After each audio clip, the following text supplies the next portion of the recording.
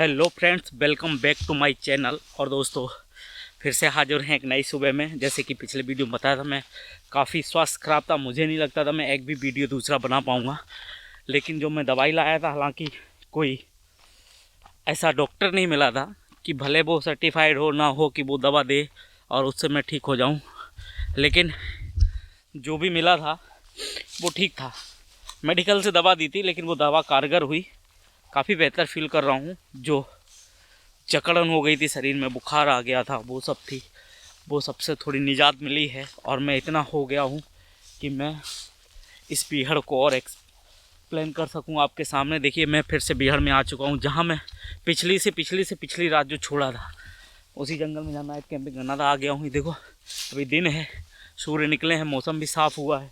ये गाय वगैरह हैं, जो गाय तो नहीं, सांड हैं शायद, क्योंकि गांव यहाँ से काफ़ी दूर पड़ जाता है, तो गाय आना संभव नहीं है। या फिर वो छुट्टक जो गाय रहती है ना, वो गाय होंगी। और ये बीहड़ हो गया है। चलते जाएंगे और सवाल ढूंढते जाएंगे और बातें करते जाएंगे, सवालों के जवाब देते जाएंगे और जंगल को देखते जाएंगे। सफ़र में आप रहेंगे हमारे साथ। लेकिन सफ़र में ले चलने से पहले इतना ही कहूँगा दोस्तों, कि अगर थोड़ा भी मेरा कंटेंट पसंद आ रहा है, मेरे वीडियो पसंद आ रहे हैं, तो बहुत मेहनत है, बहुत रिस्क है। अब मैं अकेला सोलो भटक रहा हूँ ना, मुझे रास्ता पता है यहाँ का, मैं जंगल के बारे में कुछ ज़्यादा जानता हूँ। जंगली जानवर, सांड और छुट्टक मुट्टक, क्योंकि डकैतों का इलाका है, कितना भी डकैत नहीं है फिर भी डर रहता है। ठीक है, तो रिस्क ले रहा हूँ, ये सब आपके सामने आए इसलिए। तो आपका फ़र्ज़ बनता है कि थोड़ा सपोर्ट दें मुझे। पूरा वीरान है यहाँ, और कुछ नहीं दिखाई दे रहा। मैं अकेला हूँ यहाँ से।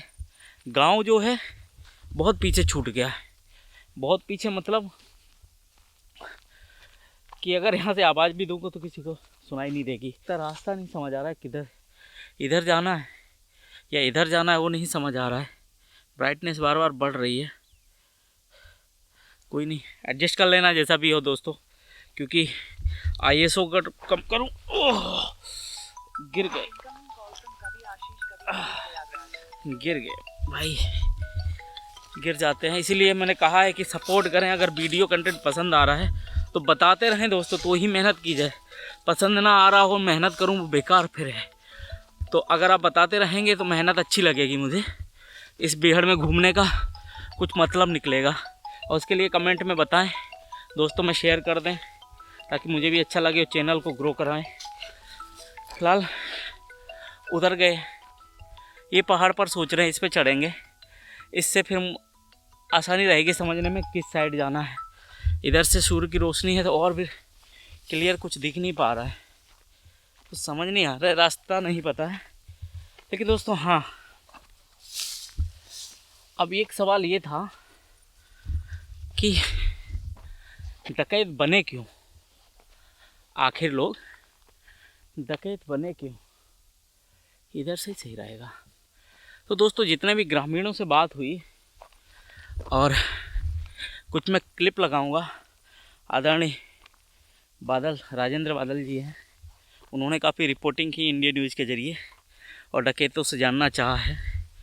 तो उससे कुछ बातें जो निकल कर आई हैं वो यही हैं कि विशेष कारण नहीं था डकैत बनने का, और होना भी नहीं चाहिए। ऐसे कहा जाता है कि चंबल के पानी की तासीर ही कुछ ऐसी है जो बगावत करने के लिए मजबूर कर देती है।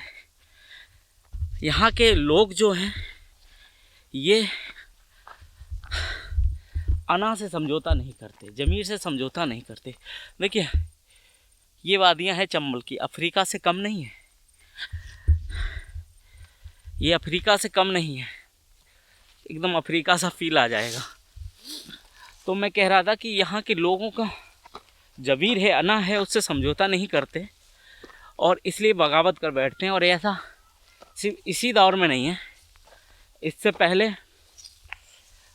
अंग्रेज़ों के समय भी, उससे पहले जब मुग़ल वगैरह का आक्रमण हुआ तब भी इस क्षेत्र के लोगों ने समझौता नहीं किया, इसीलिए ये बचा रहा। ये क्षेत्र ऐसा है, किसी भी आक्रमणकारी ने यहाँ पर राज नहीं कर पाया। ये देखिए, जहाँ भी चढ़ते हैं वहाँ से रास्ता बंद दिखता है, कोई भी रास्ता नहीं है। अब समझ नहीं आ रहा है यहाँ से हम जाएं कहाँ, जाना तो पड़ेगा। तो दोस्तों बात ये थी कि पहला एक सवाल ये जो हल कर रहे थे कि आखिर दोस्त डकैत बने क्यों। तो एक कारण ये था, चलो यहाँ बैठ के इस चर्चा को कर लेते हैं फिर आगे बढ़ते हैं। दरअसल दोस्तों ऐसा कहा जाता है, यहाँ के ग्रामीण भी कहते हैं और जो डकैत रह चुके या उनके संपर्क में रहा या जिन्होंने कभी इंटरव्यू दिया, दो तरीके से डकैत बने कि जब लोग समझौता नहीं कर पाते तो आपसी रंजिश होती है जब, तो एक पक्ष हमेशा भारी अगर हुआ और एक कमज़ोर हुआ आर्थिक रूप से, पहचान के रूप से, तो होता क्या है कि अगर कमज़ोर पक्ष सही है तो भी उसे दबा दिया जाता है, उसे हर तरीके की सुननी पड़ती है। जब ऐसा हुआ, अत्याचार हद से ज़्यादा बढ़ गया, तो यहाँ के, जैसे कि कहा मैंने कि यहाँ के लोग ज़मीर से समझौता नहीं कर पाते हैं, तो ज़मीर से समझौता वो नहीं कर पाए, और जब ज़मीर से समझौता नहीं कर पाए तो हुआ ऐसा कि उन्होंने एक ही रास्ता जो उन्हें समझ आया वो था ये जंगल का।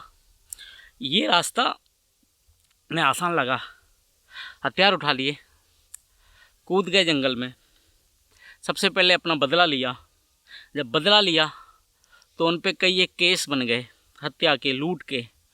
फिर उनके सामने दूसरा कोई रास्ता ही नहीं बचा कि फिर से वो अपनी उसी ज़िंदगी को पटरी पे लौटा सकें या उसी ज़िंदगी में आ सकें। जब उसमें नहीं आ पाए तब ऐसा हुआ कि वो वहीं जंगल के होकर रह गए। दूसरा तरीका ये है कि किसी गलत सूचना के आधार पर डकैतों ने जब किडनैपिंग की, जो यहाँ की लोकल भाषा में पकड़ बोलते हैं, तो किसी ऐसे बच्चे को उठा लिया जिसके माँ बाप उसे नहीं छुड़ा पाए। अब डकैत भी क्या करते हैं, वो भी इंसान है, निर्दयी तो है नहीं। तो उन्होंने किया ये कि उसे पाला, बड़ा किया। अब जो बच्चा 5 साल, 4 साल या 7 साल या 10 साल के दौरान उन डकैतों के बीच रहा, आप उससे उम्मीद नहीं कर सकते कि वो बड़ा होकर पढ़ाई करेगा, या छोटे से पढ़ाई हुई नहीं और वो कुछ पुलिस अफसर बनेगा या कुछ। तो बात यही हो गई। फ़ोन वाले भी परेशान कर रहे हैं, यहाँ नेटवर्क थोड़ा आ रहा है वरना जंगल में नहीं आता है। आगे बढ़ेंगे तो नहीं आएगा, थक गया था ये चढ़ते चढ़ते इसलिए बैठ गया। तो हुआ क्या कि वो जो जंगल में डकैतों के बीच रहे तो उन्होंने गोद ले लिया डाकुओं ने, जो डकैत का सरगना होता था। जैसे निर्भय ने एक बच्चे को लिया था, उसके बाद वो बहुत चर्चा में रहा। फिर बाद में उसने आत्मसमर्पण किया था निर्भय की वाइफ के साथ। ठीक है, वाइफ तो ऐसे तो निर्भय गुर्जर ने काफ़ी शादियाँ की थी, वो सब स्टोरी में नहीं जाना चाहूँगा क्योंकि शॉर्ट समझाते हुए और ये जंगल का अपने दृश्य देखेंगे। तो क्या होता है कि जब वो बच्चा डकैतों के बीच रहा, उन्होंने गोद ले लिया, तो जिससे डॉक्टर का बेटा, पहले कहावत थी डॉक्टर बनता था, इंजीनियर तब थे इतने नहीं, तो किसान का बेटा किसान बनता था। वैसे डकैतों ने जिसको पाला बड़ा किया, तो उनकी जो विरासत थी उसे उन्हीं का वो गोद लिया बच्चा संभालता था। इस तरीके से ये डकैत बने हैं, दोनों तरीके से, या तो आपसी रंजिश से बदला लेने के लिए और या फिर उनका ये कहा मजबूरी थी या उन्हीं के बीच पले बड़े इसलिए। और ये रास्ता ऐसा है दोस्तों कि इसमें अगर एक बार कोई फंस गया, ये आ गया, फिर उसका निकल पाना बहुत मुश्किल हो जाता है। और वही हुआ इन डकैतों के बीच, जो आया फिर इसी जंगल का होकर रह गया या बाद में आत्मसमर्पण किया या फिर यही मारा गया।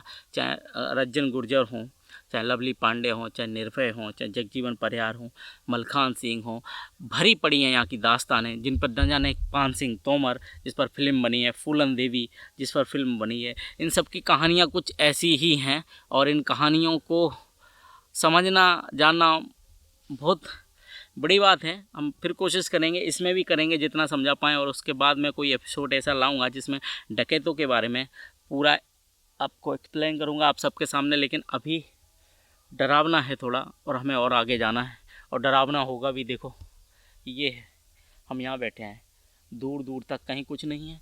इधर बहुत दूर तक शायद चंबल या जमुना निकली, वहाँ कोई बड़ा मंदिर है, वहाँ से कुछ माइक की हल्की हल्की आवाज़ आ रही है, जो ऊपर लगा देते ना बड़ा माइक, कुछ अखंड वगैरह चल रही होगी, क्योंकि यहाँ दूर दूर एक दो मंदिर मिल जाएंगे और कुछ नहीं मिलेगा।